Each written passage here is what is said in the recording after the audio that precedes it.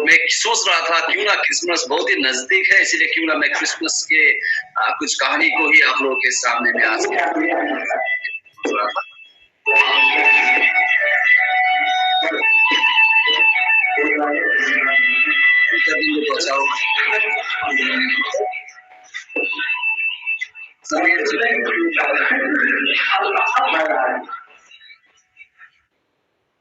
Okay, thank you. Okay, तो मैं यहाँ पर आप लोगों को क्रिसमस का स्टोरी आज मैं बताना चाहता हूँ से प्रभु का वचन से क्रिसमस का स्टोरी बताना चाहता हूँ। ठीक है, सब लोग रेडी वचन सुनने के लिए? ओके, तो हम सबको पता है सुसमाचार का किताब जो है 4 किताब है, मत्ती, मरकुस, लूका और यूहन्ना। और इन 4 सुसमाचार लेखक प्रभु का दासों में से 2 प्रभु का दास ऐसे दास लोग हैं जिसने प्रभु का जन्म के बारे में लिखा है। वो मत्ती का किताब में और लूका का किताब, ये 2 किताब ऐसा किताब है जहां पर यीशु का जन्म के बारे में बताया गया है। ओके, तो आज मैं आप लोगों को लूका का सुसमाचार में यीशु मसीह का जन्म के बारे में क्या कहता है उसको लेके मैं आप लोगों के पास आया हूँ। जब क्रिसमस स्टोरी बोलते हैं तो क्रिसमस स्टोरी में बहुत सा घटना है, तो लेकिन लूका ने क्या लिखा है उसके बारे में मैं आप लोगों को बताना चाहता हूँ। अगर हम लूका रचित सुसमाचार 1 अध्याय को देखते हैं, 1 अध्याय का अगर हम 26 से आगे देखते हैं तो वहां पर हम लोग गाब्रियल और मरियम का बात को हम देखते हैं, है ना। मरियम एक कन्या थी जिसका शादी होने ही वाली थी जोसेफ के साथ। तो वहां पर गाब्रियल स्वर्गीय दूत वहां पर आता है और गाब्रियल स्वर्गीय दूत क्या करता है, मरियम को प्रणाम करता है, अभिवादन करते हैं और उसके बाद मरियम को बोलते हैं कि तू गर्भवती होगी और तू एक बेटे को जनेगा। तो ये बात जो है, ये समाचार जो है मरियम को भयभीत कर देता है। आश्चर्य, ये मरियम जो है आश्चर्य हो जाते हैं कि ये कैसे संभव है, अभी तक मैं पुरुष को जानता भी नहीं हूँ। यहाँ पर मरियम ये सब बात कहती है, लेकिन बाद में स्वर्गदूत उसको बताता है, गाब्रियल उसको बताता है कि ये पवित्र आत्मा के द्वारा होगा, पवित्र आत्मा तुम्हारे ऊपर उतर आएगा और ये पवित्र आत्मा के द्वारा तुम गर्भ धारण करोगे और एक पुत्र को जनोगे। तो जब वहां पर होता है तो मरियम यहाँ पर बहुत अच्छी तरह से क्या कहता है, वो ऐसा कहती है कि मैं प्रभु का दासी हूँ। वो कहती है कि मैं प्रभु का दासी हूँ, इसलिए जो प्रभु का इच्छा, जो प्रभु का वचन के अनुसार मेरे साथ हो। तो मरियम ऐसा बोल के स्वीकार करते हैं, लेकिन फिर भी अंदर ही अंदर मरियम के मन में बहुत सा एक डर था, एक कंफर्मेशन था, ये किस प्रकार का अभिवादन है, किस प्रकार से स्वर्गदूत ने मुझसे बातें की। तो कुछ दिन बाद क्या होता है, ये मरियम जो है अपने आंटी, है ना, मरियम जो है एलिशिबा के घर में चली जाती है। और जब एलिशिबा के घर में जाती है तो एलिशिबा उस समय में एलिशिबा भी की थी, एलिशिबा भी गर्भवती थी। तो जब एलिशिबा के घर में प्रवेश करती है तो मरियम क्या कहती है, एलिशिबा को प्रणाम करती है।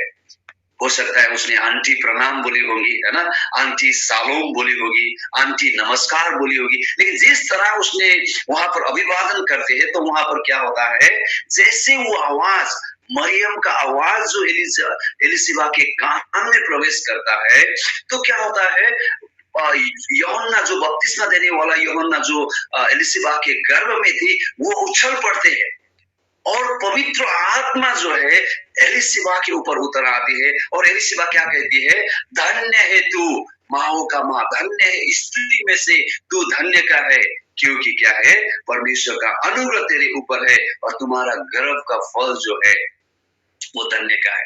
तो यहाँ पर हम क्या देखने को मिलता है, पवित्र आत्मा परमेश्वर जो है एलिशिबा को क्या कर देता है, कन्विंस कर देता है कि मरियम क्या है, गर्भ से है। मरियम ने अभी तक ये बात किसी को नहीं बताई थी, मरियम अभी तो डरी हुई थी, है ना।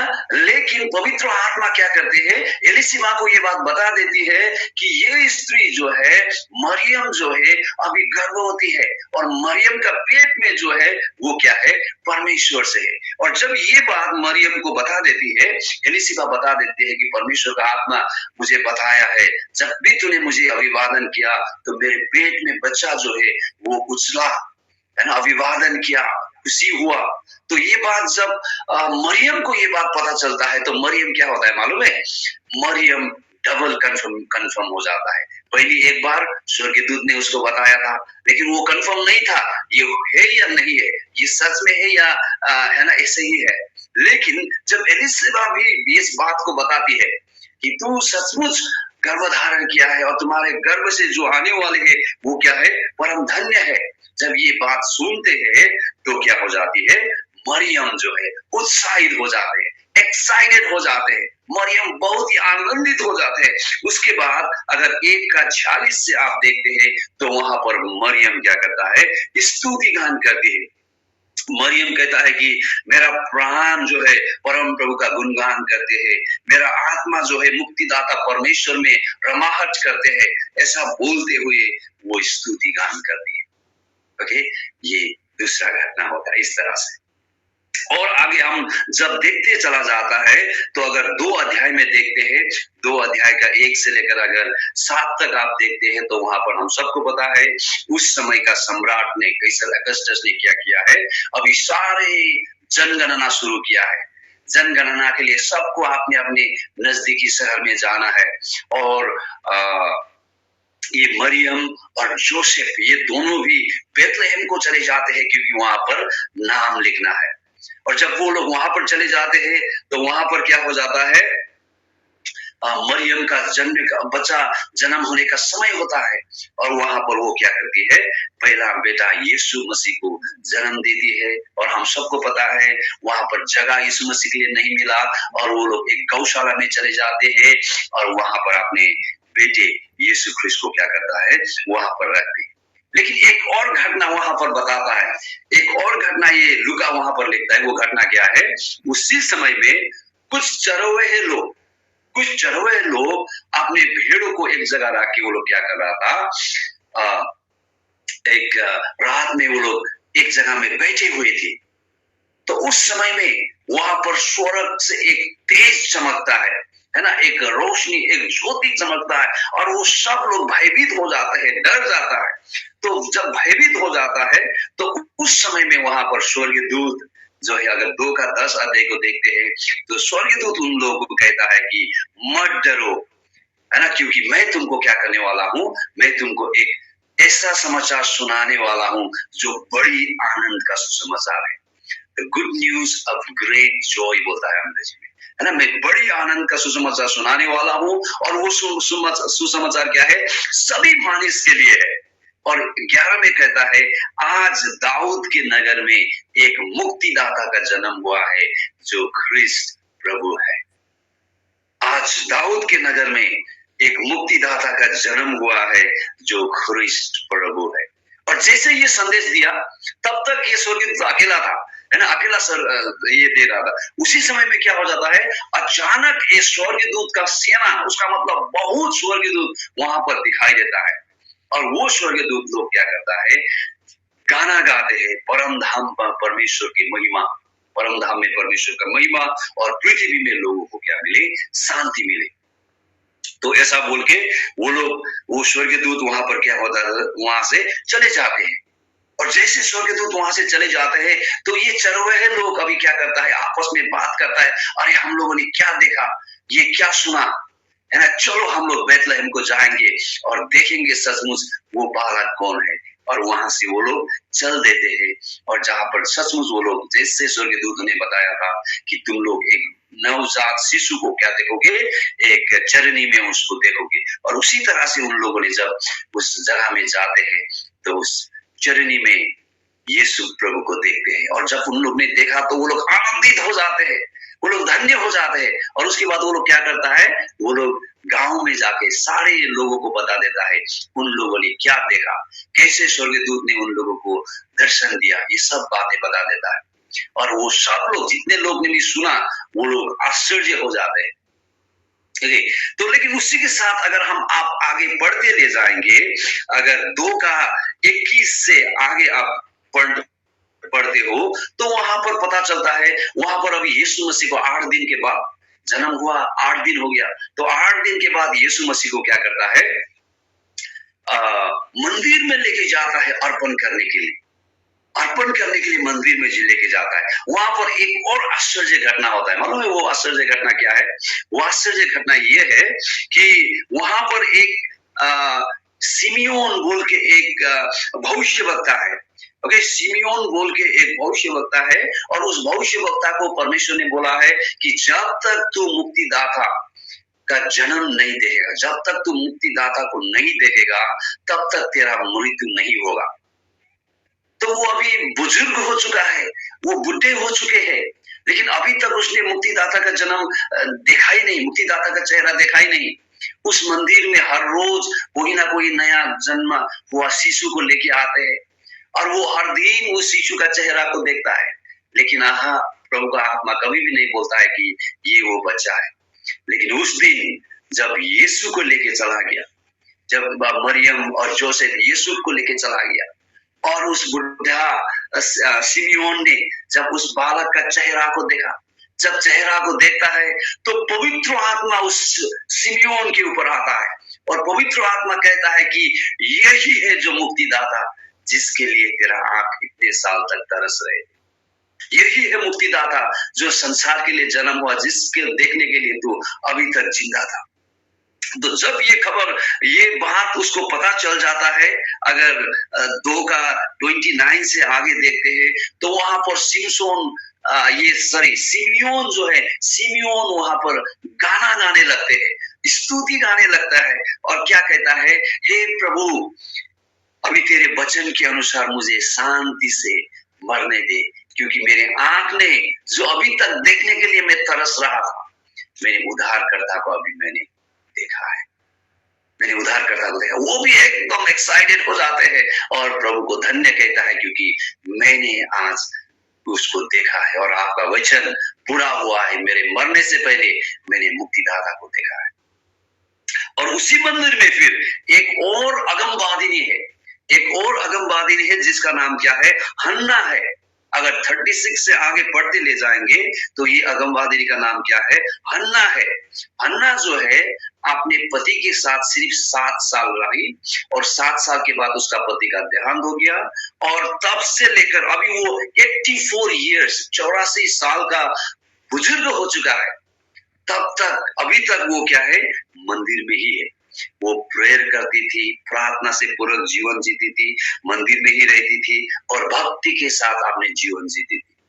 और वो हन्ना ने भी जब मरियम और जोसेफ और उस बालक यीशु को देखा, खास करके जब मरियम और बालक यीशु को देखती है, तो वो भी क्या होता है, वो भी स्तुति गान करने लगती है और कहने लगती है कि धन्य है तू, बोल के मरियम को क्या करता है, मरियम का प्रशंसा करते हैं, धन्य है वो बालक बोल के प्रशंसा करते हैं। तो यहाँ पर हम क्रिसमस का स्टोरी इस प्रकार से क्या है, हमारा लूका रचित सुसमाचार इस प्रकार से यीशु का कहानी, यीशु कैसे जन्म हुआ उस समय का घटना को 3-4 अलग-अलग घटना के साथ वो जोड़ के बताता है। हम सभी को पता है यीशु मसीह का शुरुआत जो है सिर्फ उसका जन्म से नहीं हुआ है ना। यीशु मसीह जो कौन था, सृष्टि में ही था, क्योंकि यूहन्ना 1:1 कहता है आदि में वचन था, वचन परमेश्वर के साथ था, और वचन ही वो परमेश्वर था, और वही वचन देहधारी होने आया। यानी कि हमारा यीशु मसीह का जन्म 2024 साल पहले नहीं हुआ है, यीशु मसीह आरंभ से थे, लेकिन मनुष्य बन के जो 2024 साल पहले वो मनुष्य बन के इस संसार में आए, है ना। और लेकिन वो आने से पहले से ही उसका तैयारी, वो यीशु मसीह का जन्म होने का 450-500 साल पहले ही भविष्यवाणी हुआ था यशायाह नबी के द्वारा, कैसे वो आएंगे, कन्या के द्वारा आएंगे, कैसे वो दुख उठाएंगे, और किस तरह से उसको मारा जाएगा, पीटा जाएगा। ये सब भविष्यवाणी यीशु मसीह के लिए हुआ था। जब भी मैं क्रिसमस बोलता हूँ क्रिसमस में मुझे 3 ठो चीज दिखाई देते हैं। जब भी मैं क्रिसमस बोलता हूँ, क्रिसमस में मुझे 3 ठो चीज मुझे दिखाई देता है। Number 1, Christmas is all about the demonstration of love. परमेश्वर का प्रेम का ये एक प्रस्तुति है, क्योंकि यूहन्ना 3:16 में कहता है कि परमेश्वर ने जगत से ऐसा प्यार किया कि अपना एकलौते पुत्र को दे दिया। क्रिसमस में हम क्या देखते हैं? परमेश्वर का प्रेम को देखता है। क्रिसमस परमेश्वर का प्रेम का कहानी है।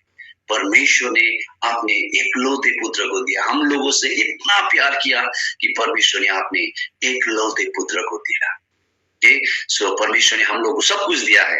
हम लोग को जीवन दिया है, हम लोग को आशीष दिया है, परिवार दिया है ना। लेकिन इन सब से ऊपर परमेश्वर ने सबसे बड़ा गिफ्ट क्रिसमस में हम लोगों को दिया, वो है अपना एकलौता पुत्र। वो सबसे बड़ा गिफ्ट परमेश्वर ने हम लोगों को दिया। इसीलिए हम इसको बड़ा दिन भी कहता है ना। बड़ा दिन क्यों बड़ा दिन कहता है? बड़ा का मतलब क्या होता है? बिग डे, ग्रेट डे, है ना। और इसलिए ये बड़ा दिन है क्योंकि परमेश्वर ने हम लोगों को सबसे बड़ा गिफ्ट अपना एकलौता पुत्र को दिया। लव को मैं देखता हूं। और दूसरा, यीशु मसीह ने भी हमको ऐसा प्यार किया कि अपना जीवन हमारे लिए दिया। तो Christmas is all about love. परमेश्वर का लव, प्रेम, प्रभु यीशु मसीह का प्रेम, पवित्र आत्मा का प्रेम हमारे लिए कितना ज्यादा है, वो बात हम लोग क्रिसमस में देखने को मिलता है। और दूसरा, जब हम क्रिसमस बोलते हैं तो वहां पर मुझे ओबीडियंस दिखाई देता है। नंबर 1 प्रेम और नंबर 2 ओबीडियंस, आज्ञाकारिता। परमेश्वर ने अपने एकलौते पुत्र को भेजा संसार में और यीशु मसीह मनुष्य बनने के लिए वो आज्ञाकारी हुआ, इतना नम्र हुआ, आज्ञाकारी हुआ। पिता का आज्ञा उसने मना नहीं किया, है ना। क्रूस में उसको अपना जान देना था, संसार में गौशाला में जन्म होना था, दुख उठाना था, तकलीफ उठाना था, क्रूस में अपना जीवन को देना था। ये मृत्यु बहुत ही क्या बोलते हैं, बहुत ही दर्दनाक मृत्यु था। लेकिन यीशु मसीह आज्ञाकारी हुआ। और सिर्फ यीशु मसीह आज्ञाकारी नहीं हुआ, मरियम एक कन्या थी, है ना। जब मरियम को बोला कि तू गर्भधारण होगी, मरियम बोल सकती थी समाज वाले मुझे क्या कहेंगे, गांव वाले मुझे क्या सोचेंगे। उस समय यहूदी का धर्म के अनुसार उसको पत्थर मार के, है ना, जान से भी मार सकती थी शादी से पहले अगर गर्भधारण होगा तो, क्योंकि उसको व्यभिचार का नाम उसको दोष लगेगा। ये सब उसके मन में थी। लेकिन फिर भी परमेश्वर का वचन को उसने पालन किया। ठीक है, तेरे वचन के अनुसार मेरे जीवन में आज्ञाकारी। जोसेफ को देखते हैं। जोसेफ एक धार्मिक आदमी था, अच्छा आदमी था। उसने सोचा था कि अरे, जब उसको पता चला कि मरियम शादी से पहले ही गर्भवती है, उसने सोचा कि मैं मरियम को छोड़ दूंगा, उसको मैं दोष नहीं लगाऊंगा, लेकिन मैं ऐसे त्याग दूंगा, ऐसे सोचा था। लेकिन जब स्वर्गदूत सपने में उसको बताता है कि परमेश्वर का दूत कि जो तुम करने वाला है वो तू मरियम को अपने साथ लेने में तू क्या कर, तू डरना नहीं, क्योंकि जो भी उसके गर्भ में है वो पवित्र आत्मा से। जब जोसेफ सुबह उठते हैं तो आज्ञाकारी होता है, जोसेफ भी आज्ञाकारी होता है। ओके, जोसेफ भी उसको मान लेते हैं। तो क्रिसमस नंबर 1, जब भी क्रिसमस बोलते हैं तो मुझे प्रेम दिखाई देता है। दूसरा शब्द में जब भी हम क्रिसमस बोलते हैं तो हम आज्ञाकारी दिखाई देते हैं, आज्ञाकारिता को दिखाई देते हैं। हाँ, सब लोग ने आज्ञाकारी किया है वहां पर, है ना।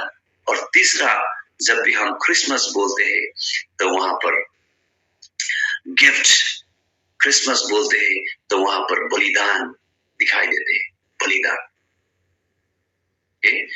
बलिदान, परमेश्वर ने अपना एकलौते पुत्र को बलिदान दिया।